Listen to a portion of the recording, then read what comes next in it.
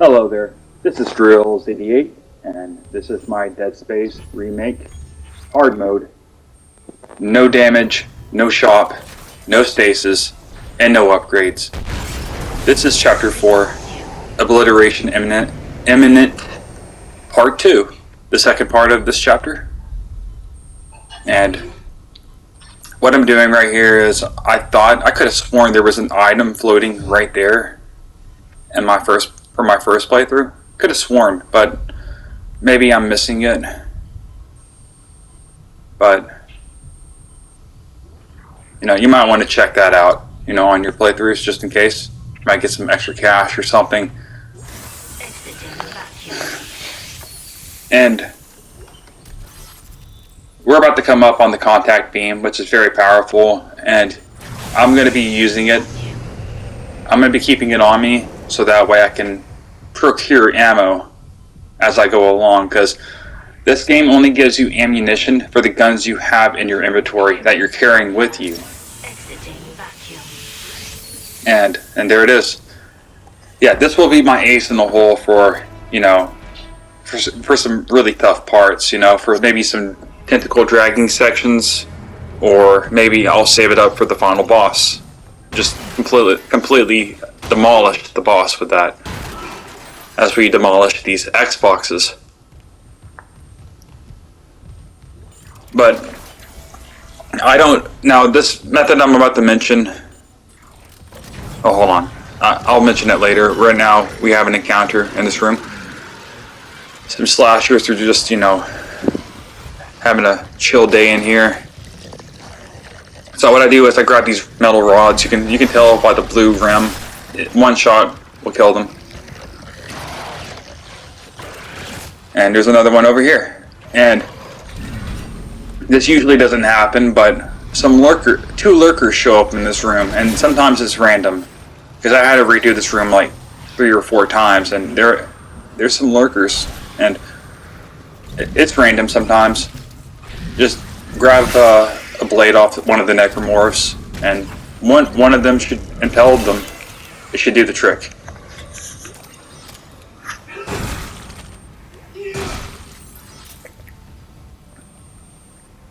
And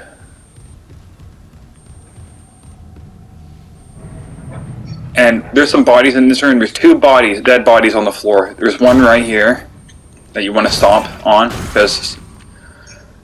and there's one right there to my left. I go back and stomp him, but I don't have it in this recording. So stomp his body. Make sure you do that, because when you activate a thing in this room, and you get berated by necromorphs, 2 infectors will show up, and yeah, you just want to stomp those bodies.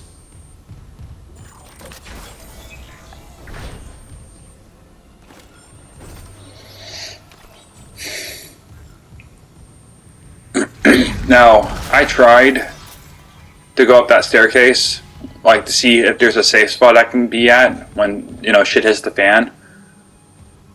But this is where you want to be, right here. This is a safe spot right here. You have the flamethrower. They're not going to be able to touch you. I will demonstrate that. I don't end up using the flamethrower, but it's a safety net.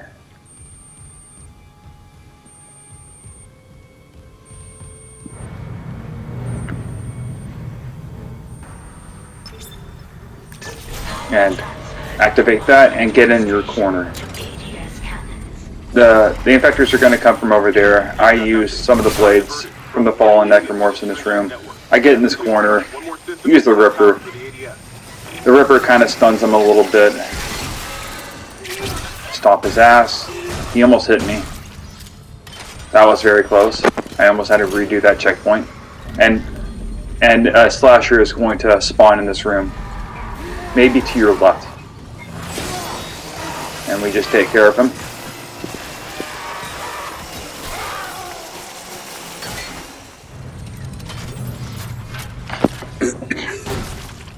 Now I'm just going to go and check the doors at the very beginning of this room.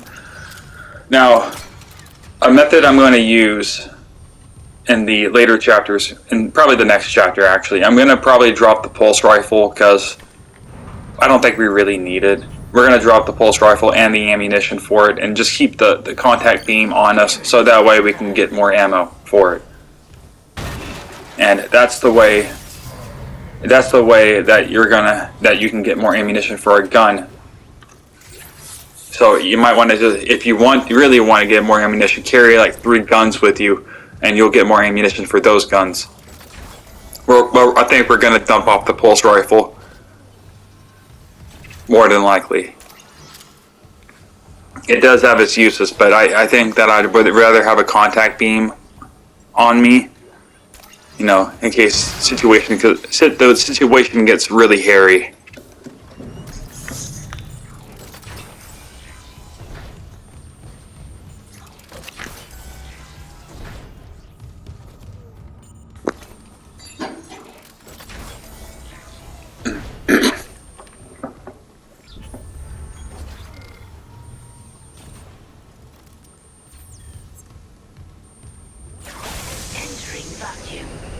Now, when you go through this hallway right here that has no air or oxygen, sometimes a lurker will show up, so just be aware of that.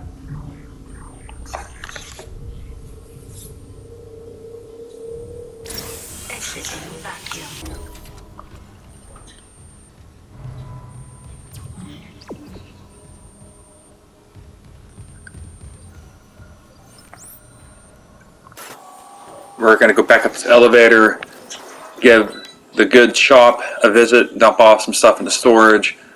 I pull out a med pack just to see. I'm always going to do this to make sure that I didn't take a hit. And sure enough, we are still damage free.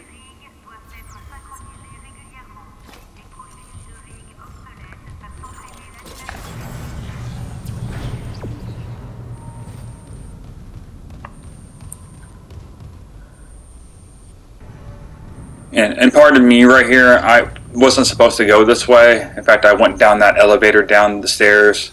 I was kind of lost here, but we go back up here. This is the elevator that we need to go into right here.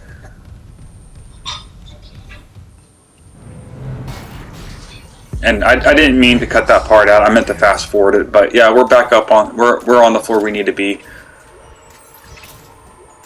Grab the money, the moolah from those chests. Money, money, money. Look at it all. And be aware around this corner, there's a pregnant. I would just shoot a flame wall at them. And it should weaken that slasher right there. I'm also thinking about putting the Ripper up too, because I'm just getting a lot of blades for him. I think later on the Ripper might even be insignificant.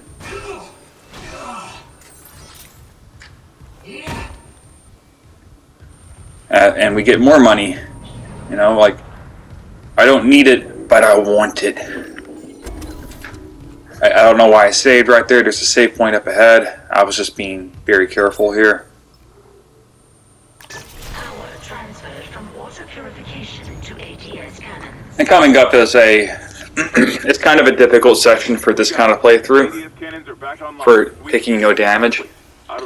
And I'll explain why, when we get there. But, this part up ahead, it's definitely an improvement since the original. It replaces what you would have done originally.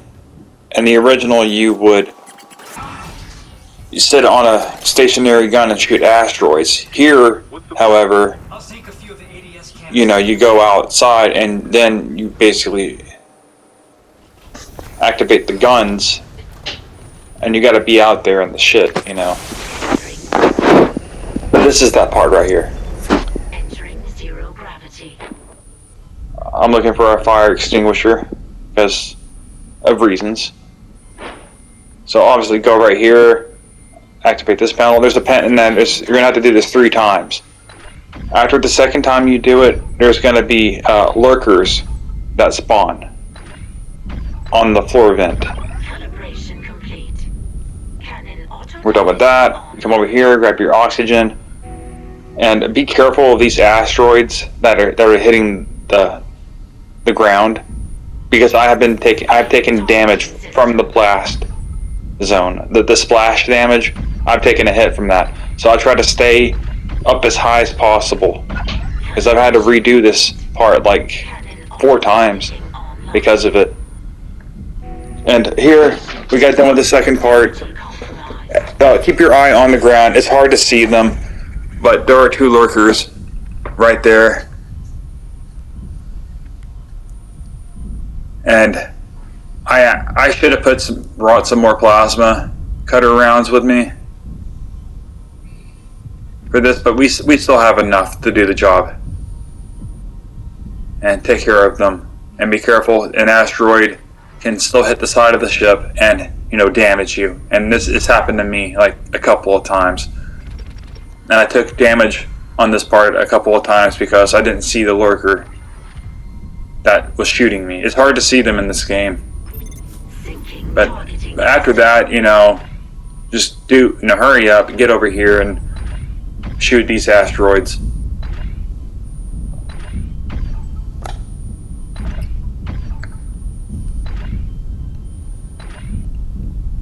And yeah, this part right here is, you know, there are some difficulties. You will find that you will easily get hit in this section.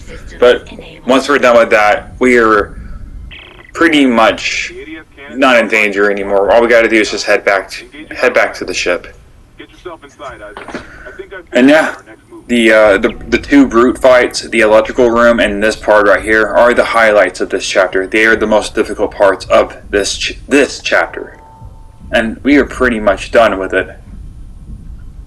We just head back in.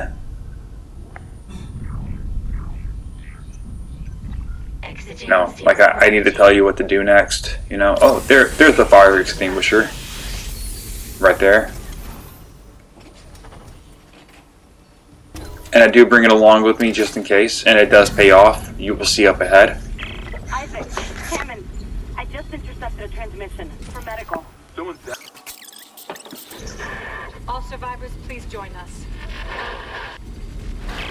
Nicole, I'm going back. And I'm sorry if I'm calling them fire hydrants. I mean fire extinguishers. It's one of those things that you just don't think about when you're doing it. You know, if I wouldn't have even mentioned it, you know, you probably would not even thought of anything. But there are some creepy crawlies on the ground up ahead. I was not even expecting them, honestly. The flamethrower is usually a good idea for these guys. The little spider hands as well, and the pregnants. The flamethrower just, and also the wall guardians. But we're at the end of the chapter here, the end of the video. I will see you in chapter 5. You have a nice day.